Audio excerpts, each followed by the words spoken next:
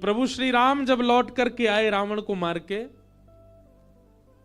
तो जनक जी महाराज ने एक पत्र लिखा और पत्र लिख करके राम जी से कहा कि हे जामाता जी, हे दामाद जी, 14 वर्ष बाद आप वन से आए हो। आप में तो जनकपुर के लोगों के प्राण हैं ही, परंतु हमारी लाली जो है जानकी, वो तो हमारी प्राण ही हैं। समस्त जनकपुर वासी आप दोनों युगलों को कुछ दिन के लिए जनकपुर बुला रहे हैं कि आप कुछ दिन आराम करने आओ। 14 वर्ष वन में रह के आए हो, और आप अकेले नहीं आवे, अपने तीनों भैयाओं को, तीनों लालियों को और अपनी समस्त सेना हनुमान जामवंत सहित सबको लेकर के आप जनकपुर आइए, कुछ दिन आराम करने, हमको कुछ दिन सेवा करने दो, आपकी मेहमान नवाजी करेंगे आपकी। कुछ दिन के भ्रमण के लिए आप लोग जनकपुर आ जाओ। भगवान सभा में बैठे थे और सभा में बैठे बैठे जैसे ही जनक जी का पत्र आया तो भगवान ने हनुमान जी से कहा, पत्र पढ़ के सुनाओ, क्या बोल रहे हैं हमारे ससुर जी। हनुमान जी ने पूरा पत्र पढ़ा। बोले, भगवान, हे प्रभु श्री राम, आपको, पूरी सेना को, हमारी मैया को, तीनों भैयाओं को, तीनों भाभियों को, सबको जनक जी बुला रहे हैं जनकपुर कुछ दिन आराम के लिए। सबरे बंदर उछलने लगे। बोले, जय हो, बढ़िया भयो, अब आनंद आएगा, जनकपुर में जाएंगे, हम सब अपने हाथ पांव दबाएंगे। बहुत युद्ध करके आए रावणों से, रावण की सेना से, और बढ़िया मालपुआ खावे को मिलेगा। राम जी की बारात में तो हम नहीं जा पाए थे, पर बारात की चर्चा हमने सुनी थी। वहां तो भैया बड़े पकवान बने थे, हम सब जाएंगे। ब्राह्मण, सारे बानर इतने ज्यादा उत्सुक हो गए, हम सब जाएंगे। बानरों की उत्सुकता देख करके राम जी बोलो, शांत हो जाओ भैया। अब भाई देखो, हमारा निर्णय यह है कि जनकपुर हमारी ससुराल है, और कहीं भी नाक कट जाए चलता है, पर ससुराल में हमारी नाक ऊंची रहनी चाहिए। और इन सब बातों को ध्यान में रखते हमारे मन में आया कि हम जाएंगे, भरत जी जाएंगे, लक्ष्मण शत्रुघ्न जाएंगे, चारों बहुएं जाएंगी, कुछ वरिष्ठ लोग जैसे जामवंत जी, हनुमान जी, अंगद जी आदि आदि कुछ वरिष्ठ लोग जाएंगे। बाकी बानरों से हमारी प्रार्थना, आप तो यहीं सरजू जी के तट पे अयोध्या में ही रहो, आप लोग मत चलो। बानर सब उदास हो गए। बोले, क्यों, हम क्यों नहीं चलें? बोले, आप लोगों का स्वभाव ऐसा ही है, किसी से भी छीन के खा जाते हो, कहीं पर भी मलमूत्र त्याग देते हो, कहीं भी उछल कूद कर देते हो, डाले तोड़ देते हो, वन उजाड़ देते हो। और जनकपुर हमारी ससुराल है। हमारे सामने किसी ने कह दिया कि अरे देखो, वो वन पूरे बानरों ने उजाड़ दिया। बानर किसके? बोले, राम जी के। तो हमको तो बहुत बुरा लगेगा, लेकिन आप लोगों का यही स्वभाव है, तो क्या करें? इसलिए आप लोग तो अयोध्या में, इसको कितना भी चलो उजाड़ो, ये रहेगा, अपने ही लोग हैं, सुधार भी देंगे। अब वो तो ससुराल है, वहां तो संकोच हो जाएगा हमको। बानर सब नीचे मुंह करके बैठ गए। राम जी तो अपनी घोषणा करके चले गए। जामवंत जी, हनुमान जी बोले, भाई सब लोग उदास क्यों हो गए? बोले, जब रावण से मरवाना था तो हमको ले गए, और जहां रसगुल्ला मिलेंगे, मालपुआ मिलेंगे, फल मिलेंगे, मेवा मिलेंगे, सेवा मिलेगी, वहां हमको छोड़ के जा रहे हैं। हाँ, यही बात है। जहां ये था कि मृत्यु सामने, वहां बानर आगे, और जहां मालपुआ आगे, वहां बानर नहीं छोड़ जा रहे हैं। जामवंत जी ने हनुमान जी से कहा, हनुमान जी आप जाके निवेदन करो। बोले, देखो हम तो कुछ नहीं कहेंगे, हमारे स्वामी हैं, उनकी आज्ञा हमारे लिए सर्वोपरि है। आप बड़े हो, सीनियर हो, आप ही बात करो। जामवंत जी गए और राम जी से कहा, देखो सब बानर बहुत उदास हो गए, आप ऐसे मत करो,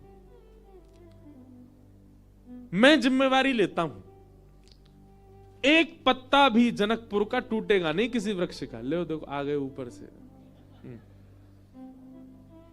इनकी काम की बात चली, सुनवे आए।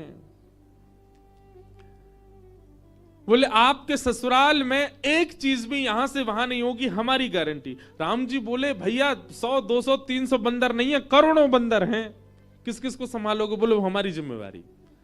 मैं वचन देता हूं, आपकी ससुराल में एक बात भी ऐसी नहीं होगी जिससे आपको संकोच अनुभव हो। अच्छा देखो, राम जी को संकोच की कोई चिंता नहीं है, तो लीला कर रहे थे राम जी। आनंद कर रहे थे। जामवंत जी बोले सब बानरों की जिम्मेवारी मैं लेता हूं।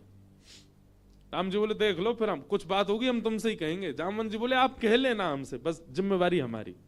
ठीक है। जामवंत जी बाहर आए, बाहर आकर के सब बानरों से बोले हाँ भैया सुनो, राजी हो गए राम जी आप सबको ले जाने के। बंदर तो छलन लगे, जय हो राजा रामचंद्र भगवान की जय हो, हमारे जामवंत जी की जय हो, अब तो जाएंगे खूब आनंद करेंगे। बोले लेकिन सावधान, मैंने जिम्मेवारी ली है, एक पत्ता भी नहीं टूटना चाहिए जनकपुर के किसी वृक्ष का। बानर बोले बिल्कुल नहीं टूटेगा, आप तो बिल्कुल आज्ञा करो कैसे चलना है। बोले सब मुझे देखो, जो मैं करूं वही करना है, जब मैं बोलूं तब बोलना है, जब मैं शांत रहूं तब, यहां तक कि श्वास भी मेरे संगी लेनी है सबको। मैं जब छोड़ूं तब छोड़नी, तब लेनी तब लेनी, मैं जब मुड़ूं तब मुड़ना, मैं जब देखूं तब देखना, मैं जब सोऊं तब सोना, मैं जब खांसूं तो खांसना। बानर बोले ठीक है। राम जी बोले एक बार हमको डेमो दिखाओ। जामवंत जी खड़े हो गए, करोड़ों बंदर खड़े सामने। जामवंत जी ने अपना उल्टा हाथ उठाया, सारे बानरों ने अपना उल्टा हाथ उठाया।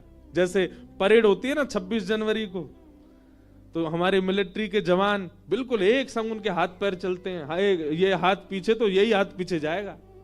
उनको देखो कभी, उनके पैर भी बिल्कुल समय पे आगे, समय से पीछे, गर्दन भी समय से चलेगी। वैसे मिलिट्री के जवानों की तरह सब बंदर खड़े हो गए। जामवंत जी हंसे तो सबरे बंदर हंसे। जामवंत जी खांसे तो जिनको खांसी नहीं आ रही वो जबरदस्ती खांसे। खांसना ही है, जामवंत जी खांस रहे हैं। राम जी बोले चलो ठीक है, अब चलते हैं जनकपुर। आहा, जनकपुर की ओर जा रहे हैं। 14 वर्ष बाद वन से लौटने के बाद, राज्याभिषेक के बाद, राजा रामचंद्र भगवान पूरे नगर में उत्सव मनते जा रहे हैं। जहां जहां से निकलते हैं वहीं पुष्प वर्षा हो रही है, विशाल सेना राम जी की चल रही है। पर इस पूरी यात्रा का सबसे श्रेष्ठ केंद्र बिंदु, आकर्षण बिंदु था बानरों की परेड। बिल्कुल ऐसे चल रहे हैं सीधे। जामवंत जी इधर देखे तो सब बानर इधर देखे, जामवंत जी नीचे तो सब नीचे, जामवंत जी खुजा में तो सब खुजा में। जैसे ही जनकपुर में पहुंचे, राम जी की सब बलैयां लेने लगी अटारीन से, हमारे पहुना आए, हमारे जमाई राजा आए। सबके नेत्र सजल हो गए। पर पूरे जनकपुर में जैसे ही बानरों ने प्रवेश किया, आहा, बानरों की ऐसी प्रशंसा, भैया कैसे सुधरे भाई। अच्छा, जामवंत जी ने सबके काजे वस्त्र भी सिलवाए थे। सब बानर बिल्कुल बढ़िया, ऊपर को आधी बगलबंदी सी पहन के, नीचे धोती सी पहन के, टोपा से पहन के चल रहे थे। कैसे, मैं तो चिंतन करता हूं कैसे लग रहे होंगे सब। हम बंदरों के बीच में ही रहते हैं ना वृंदावन में। महाराज आरती का थाल ले लेकर के जनकपुर की सब नारियां आरती कर रही हैं, पर बानर नहीं उनकी ओर देखें भी। जब जामवंत जी देखेंगे तभी देखेंगे। जनक जी महाराज ने स्वागत किया, और स्वागत करके खूब प्रेम से वार्ता हुई। और फिर बोले भैया पूरे जनकपुर में हल्ला है आपके बानरों का, कैसी सेना, लग रहा है देखते ही बनता है कि यही बानर मार सकते हैं रावण की सेना को। इतने शिष्टाचारी, इतने गंभीर। देखो इतनी बड़ी सभा में करोड़ों बानर बैठे हैं, पर सुई गिर दो तो उसकी आवाज भी आ जाएगी। Pin drop silence. दूर बैठे जामवंत जी सिर हिलावे, सब बानर करें हाँ। अब आप बहुत दूर से चल के आए हैं, सबकी प्रसाद की व्यवस्था है। हाँ भाई, सब बानरों के आगे चौकी लगाओ। पहली बार बानर चौकी पे बैठ के पाएंगे। चौकी पे बैठ गए, चौकियों के आगे दूसरी चौकी, चौकी के ऊपर सोने की थाली, चांदी की कटोरी। आहा, क्या बढ़िया, सब बानरों की थाली। पहली बार बानरों के आगे थाली लगी है। लेकिन बानर थाली में नहीं देख रहे हैं, सब जामवंत जी को देख रहे हैं। पनीर की सब्जी आई, काजू की सब्जी आई, ये सब्जी आई, मिष्ठान आए, पूड़ी आई, 5 प्रकार की पूड़ी आई, रोटी आई, चावल आए। बानरों का स्वभाव क्या है, आप केला भले ही हाथ से दो लेकिन फिर भी छीन के ही लेगा। बानर का स्वभाव होता है, उसका छीनने का ही स्वभाव होता। पर सारे बानर ऐसे बैठे जामवंत जी को देख रहे, टेढ़ी टेढ़ी नजर करके देख तो रहे थाली में क्या क्या आ रहा है। लार टपकती जा रही है, लेकिन नहीं, जामवंत जी जैसे कहेंगे वैसे ही खाना है। सबको फल दिए गए, फलों में सब फल अमनिया करके दिए, आम सबको साबुत दिए गए, सबकी थाली के आगे आम रखे गए, सब बिल्कुल थाली हो गई। जामवंत जी महाराज ने सब बानर की ओर देखा, सब बानर बिल्कुल जामवंत जी को देख रहे थे। जामवंत जी ने हाथ में जल लिया, अन्नपूर्णे सदा पूर्णे, सब बानर बोल रहे अन्नपूर्णे सदा पूर्णे। थाली के ऊपर 4 बार घुमाया, सब बानर घुमा रहे हैं। आचमन किया, सब बानर आचमन कर रहे हैं। जनक जी बोले, राम जी मान गए आपकी सेना को, क्या अद्भुत बानर है सब। राम जी बेचारे धीमे धीमे पा रहे, बोले बस ये लाज बची रहे जितनी देर है। प्रसाद पाने लगे, बिल्कुल वैसे अगर दाल चावल पा रहे हैं जामवंत जी, सब दाल चावल ही पा रहे हैं, जितनी दाल जितनी सब्जी डाल रहे हैं उतनी डाल रहे हैं। अद्भुतता थी देखने में। थोड़ी देर पाने के बाद जामवंत जी की दृष्टि पड़ी आम पे, जैसे ही आम उठाया, सब बानरों ने एक संग आम ही उठाए। जामवंत जी घुमा के देखें, सब बानर घुमा के देखें। जामवंत जी ने जोर से आम दबा के देखना चाहा कितनी गुठली है इसमें। अब वो आम ऐसा था कि जैसे नेक दबाया सो गुठली उछल गई उसमें से। अब जैसे ही गुठली उछली तो सब बानर दोनों हाथन से दबाई रहे, वो गुठली उछलनी चाहिए क्योंकि जामवंत जी की गुठली उछली है। अब सब बानर जैसी आम दबा में सबकी गुठली उछली।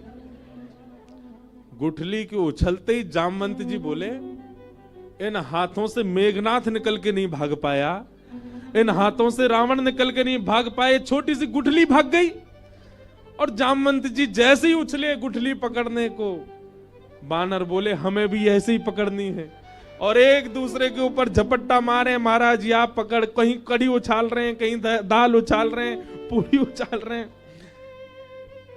जनकपुर की पूरी सभा जो कि स्वर्ण मंडित थी, जो कि चांदी से मंडित थी, आज वो खीर मंडित हो गई।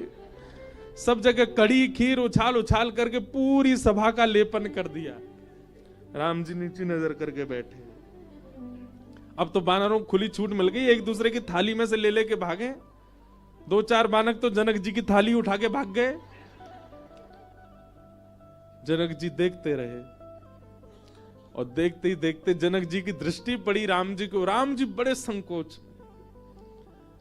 जनक जी समझ गए ये तो भैया पूरा प्री प्लान्ड था कि सीधे सीधे चलना है, सीधे सीधे खाना है।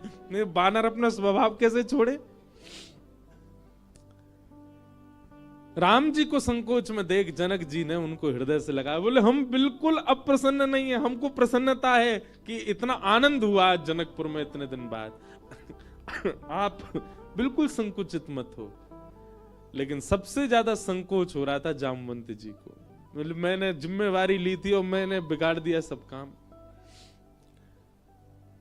जब जनक जी को राम जी को हृदय से लगाते हुए देखा तो जामवंत जी के मन में आया, मैंने बहुत बड़ा अपराध कर दिया। आज जितने प्रेम से राम जी अपने ससुर जी को हृदय से लगा रहे हैं, हे भगवान, मेरे अपराध का पीड़ा जो मेरे चित्त में है वो तभी दूर होगी जब इतने प्रेम से ठाकुर जी मुझे भी अपने हृदय से लगाए। जी की हृदय की भावना राम जी पहचान गए। और जब वापस जनकपुर से लौटने का समय आया 6-7 दिन बाद, जामवंत जी से राम जी ने एकांत में कहा, हम आपके मन के भाव जान गए। जब जनक जी हमको हृदय से लगा रहे थे, आपके मन में आया था कि कभी आप भी हमको ऐसे हृदय से लगाओ। अब अभी हृदय से लगाने में वो बात नहीं होगी। जब आप अपनी पुत्री का वर्ण हमारे साथ करोगे, हम आपके दामाद बनेंगे, तब आप हमको इसी भाव से हृदय से लगाना, तब आपकी इच्छा पूरी होगी।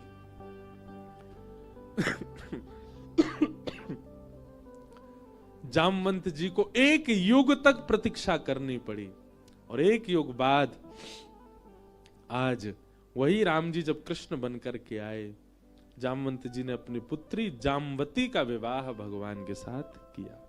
बोलो जामवती रमण भगवान की। ऐसे हमारे ठाकुर जी हैं। तीसरा विवाह भगवान का सत्यभामा के साथ में हुआ।